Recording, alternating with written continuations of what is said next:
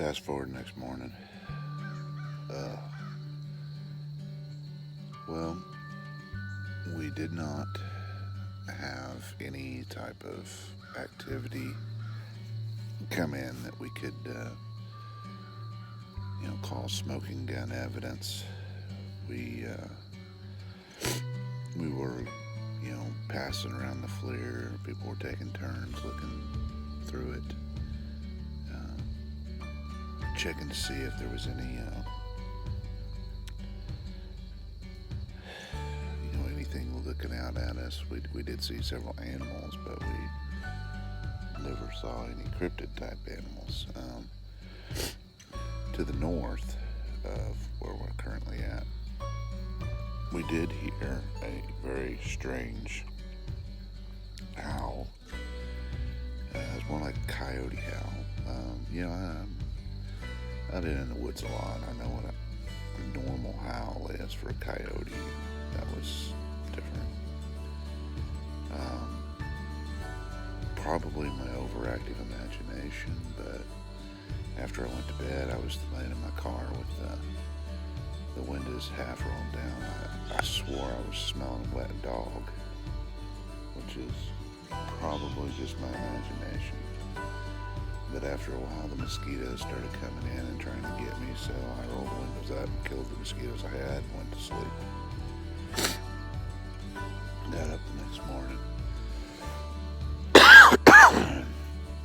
Everything is peaceful and quiet.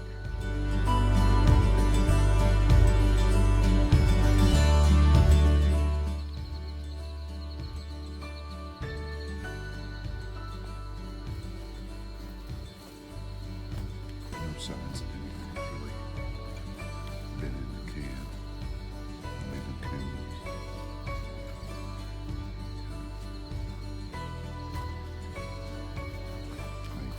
I set these out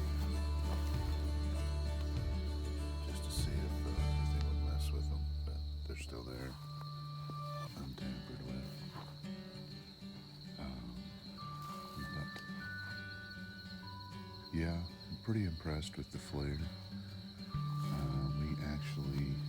I was sitting there in my chair, and back over there on the hill, right there, I could actually see a mouse running around over there, and then it climbed up the tree.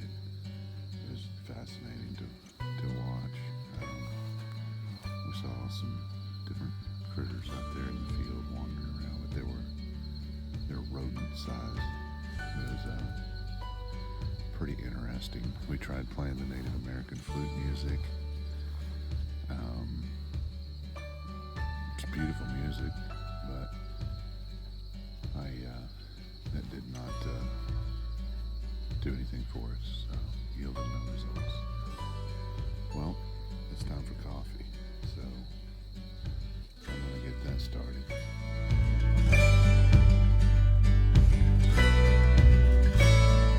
Once again, we're out here exploring the open, barren wastelands of northwest Oklahoma, the Great Plains, which has no animal life whatsoever because it's a barren wasteland. Hee hee hee hee hee. Ain't I funny? Look at all this. It goes around in some pretty deep bush.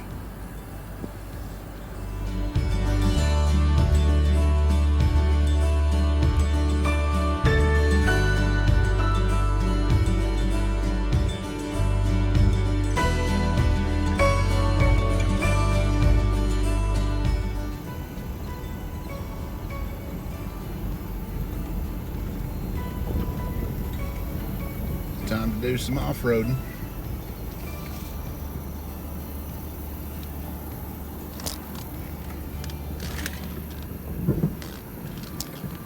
Looks like I rubbed the front bumper a little bit. One of these days I'm gonna get one of those skid plates for that.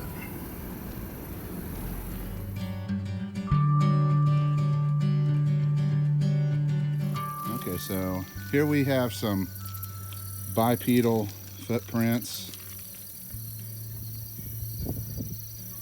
Whatever it was, and it walked through, there was water here. You can see that the water level has gone down. Lord knows how old these are.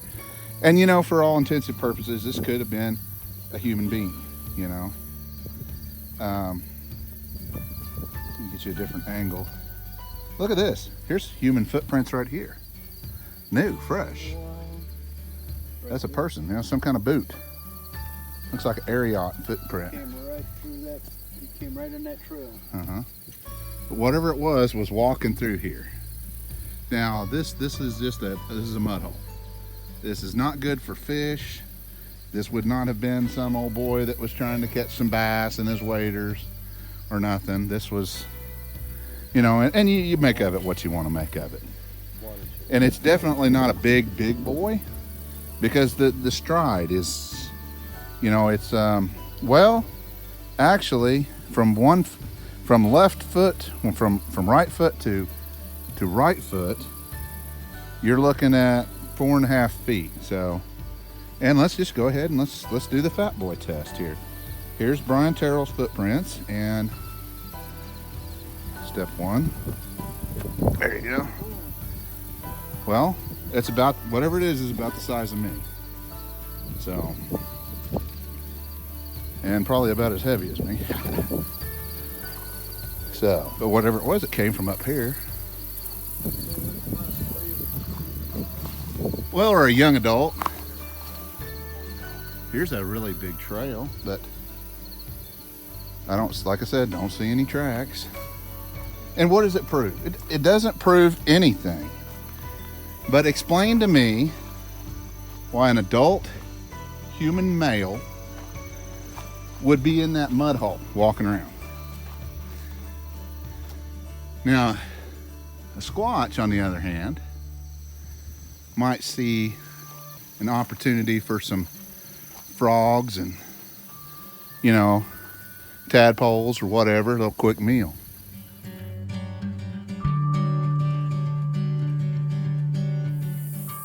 This is nice. Look how clear the water is. This is the North Canadian. It's tempting to just go in there and lay down in it. Get your stick. Oh, yeah. You might. Maybe the Sasquatches, they sit up here and they wait and they just jump in and grab them. Never know. I bet my brother probably came up this far. I don't know. But yeah, this would be a good place to put in at. Yeah. I'm coming. Let's go see these. See this potential Sam Squatch track. Sherry's done found one. Says it looked like maybe a juvenile.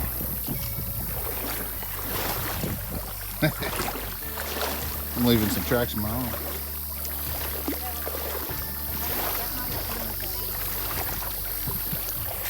That's right here. Yeah, but then look at this right here.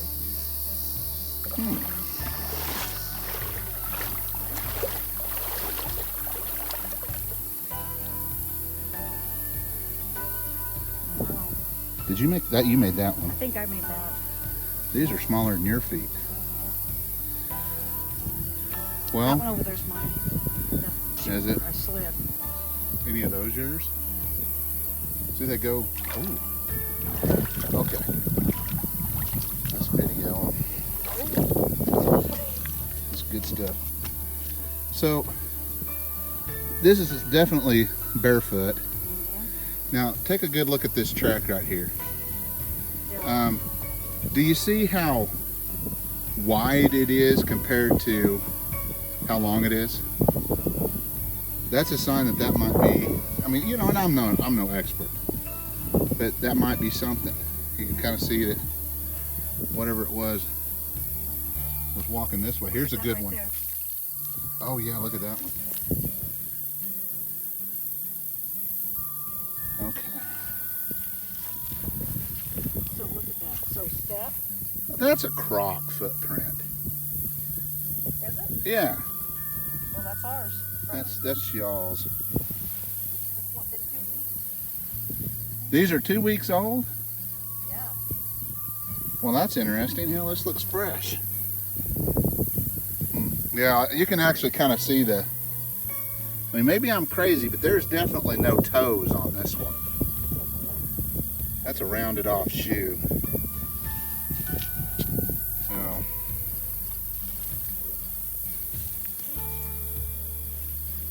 well, now this one looks like it's got toes.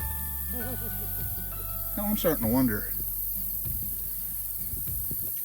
I mean, I don't want to be the guy that speculates and stretches and, you know. Yeah. I mean, where's the solid proof? We don't have that. Now here's definitely a barefoot footprint. Hell, you can see the toe. See the big toe? Yes, That's a child's. yes. See that? That's not very big either. Little. That's definitely a child's footprint. That whole footprint isn't even 6.5 inches long. But I think these are human. Now see, then there's these. Look at this. Now you see how the front Yeah. is rounded off? Yeah. And look at how wide the heel is. See how wide the heel is compared to how long it is? I suspect that could be something. You know, like this right here. It's got bubbles. It's got stuff in the back, like it was a shoe. I don't know. Uh-huh. I mean, we're stretching it, you know. But This is where we heard the wild hog and then that other lad into the hall. I don't know. This is fun though. You know, people might think, you know, oh well, you didn't find no Sasquatches, but this is. I'm glad that we're out here at least. It's a hell of a lot better than sitting at home watching somebody else look for Sasquatch on TV.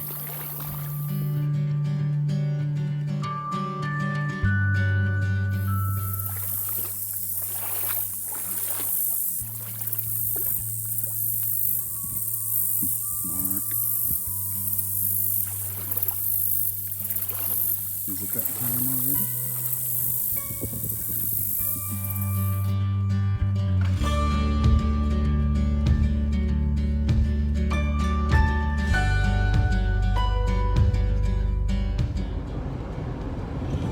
Well, headed back home, tired.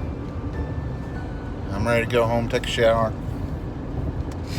So, did we come up with any Sasquatches? That's negative.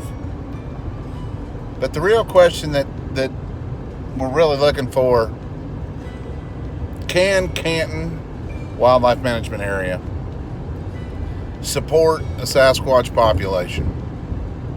There's wild hogs out there. We found wild hog sign everywhere. That's a food source. There's deer.